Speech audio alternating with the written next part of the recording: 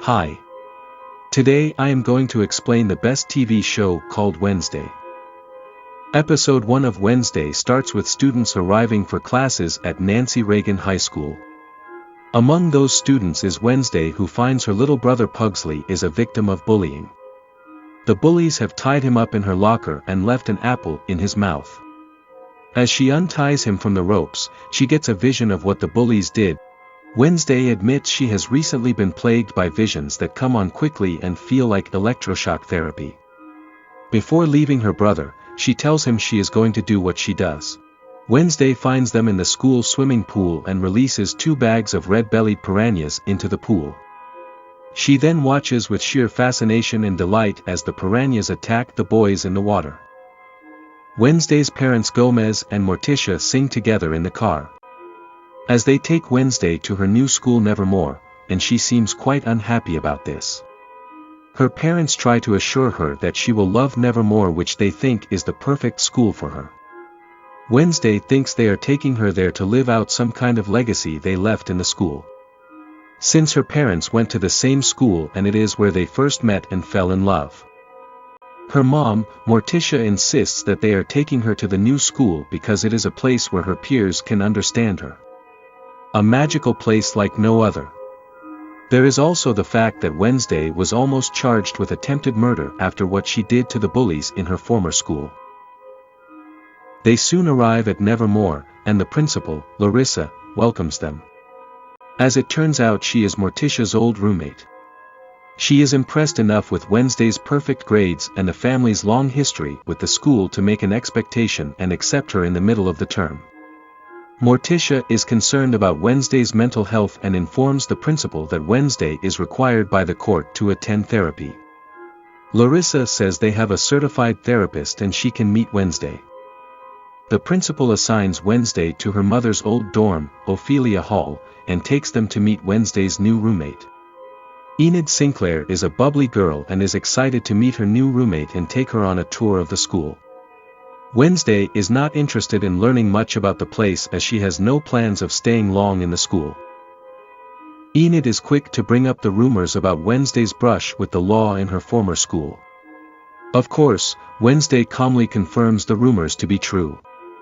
Enid still shows Wednesday around and tells her about the school's social cliques, which are divided into 4, namely, Fangs, Furs, Stones, and Scales.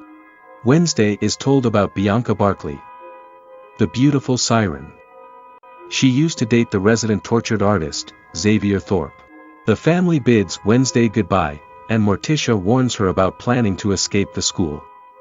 Wednesday believes her mom underestimates her and vows to leave the educational penitentiary that they have enrolled her in. Her mother tells her that she is brilliant, but she sometimes gets in her way. She leaves her a little parting gift, a pendant made of obsidian, and a crystal ball to contact her on. Her dad leaves her another gift, a piece of a hand to secretly watch over her called the Thing. In the woods near Nevermore, a sheriff and another officer discover human remains.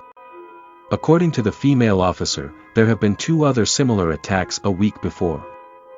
The sheriff wants to issue a warning to keep hikers off the woods and blame the bears.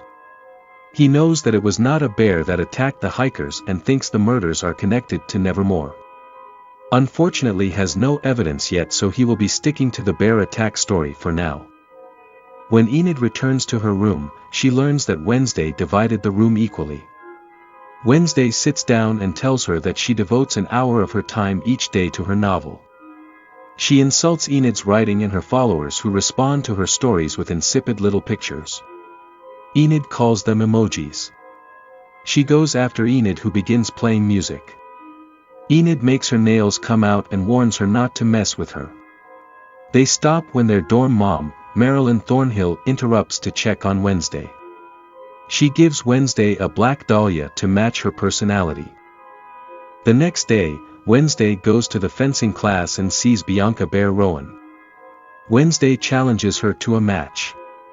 She gets the first point before Bianca gets the second one. Then, Wednesday challenges her to fence without the masks and tips. Bianca ends up slashing her across the forehead and winning. Wednesday nearly dies when a gargoyle almost falls on her, but luckily, Xavier saves her. He is returning a favor when Wednesday saved his life when they were 10. While working on her novel, Wednesday learns that the Thing has been spying on her for her parents. After she makes it pledge loyalty to her, she says she wants to escape this teenage purgatory. She has a plan and it begins now. Larissa takes her into Jericho so she can see her therapist. When she drops off Wednesday, Larissa admits she is there to prevent her from running away. Wednesday goes inside and talks to Dr. Valerie Kinbot, who tells her this is a safe space where she can share anything. They begin talking about the life Wednesday wants. Wednesday asks to go to the toilet in the middle of the appointment. She escapes through the toilet window and heads to the nearest cafe across the street to get information on how to leave the town. On the street, she runs into a man and has a vision of his death. The man is rude to her, so she decides he isn't worth saving. She goes into the Weathervane Cafe where Tyler Galpin is struggling to get the machine to work. Since the instructions are in Italian, Wednesday can fix the machine so she can get a drink. She wants a taxi too, but they only have Uber. Tyler offers to drive her himself, but she has to wait for an hour. She tries to bribe him with money, but he says he can't be bought. She decides to wait for him. As she waits, 3 boys visit the cafe and start harassing her. She fights back and floors them with her fighting skills. Soon after the fight, the sheriff drops in at the cafe and is shocked to see that she fought off 3 boys. He asks his son Tyler if he helped her, but he says no. The principal soon arrives and hurriedly picks Wednesday up. The sheriff is not thrilled to hear that she is the daughter of Gomez Adams and tells her that her dad is a murderer. The principal advises Wednesday to stop making enemies and start making friends as they drive back to school. At school, Enid and Wednesday get a bit close and she asks Enid for a favor to use her computer. She sends Thing to Tyler with a message to call her. She recruits Tyler to help her escape during the Harvest Festival. It is not easy to lose Principal Larissa, who is keeping a close eye on her. Tyler shows up at the festival as planned and gives her the police report on her father. As she and Tyler try to leave, they are approached by the 3 boys she beat in the cafe. They are looking to settle scores and a rematch. Tyler thinks it is best to lose them in the crowd. They start running from them, but she runs into Rowan and has another vision of him being in danger. She runs into the woods to stop him. She catches up with him and tells him that he is in danger, but he thinks it is the other way around. He uses his power to push her up against the tree nearby.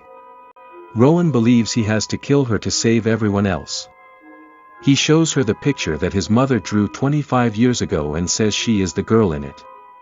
His mother said it was his destiny to stop this girl if she ever came to Nevermore. A creature appears from nowhere and saves her by killing Rowan. She takes the picture and returns to her room where she looks at her dad's police file again. At the end of the day, her parents call and she begrudgingly admits she loves being in the school. We will back for episode 2. Please subscribe.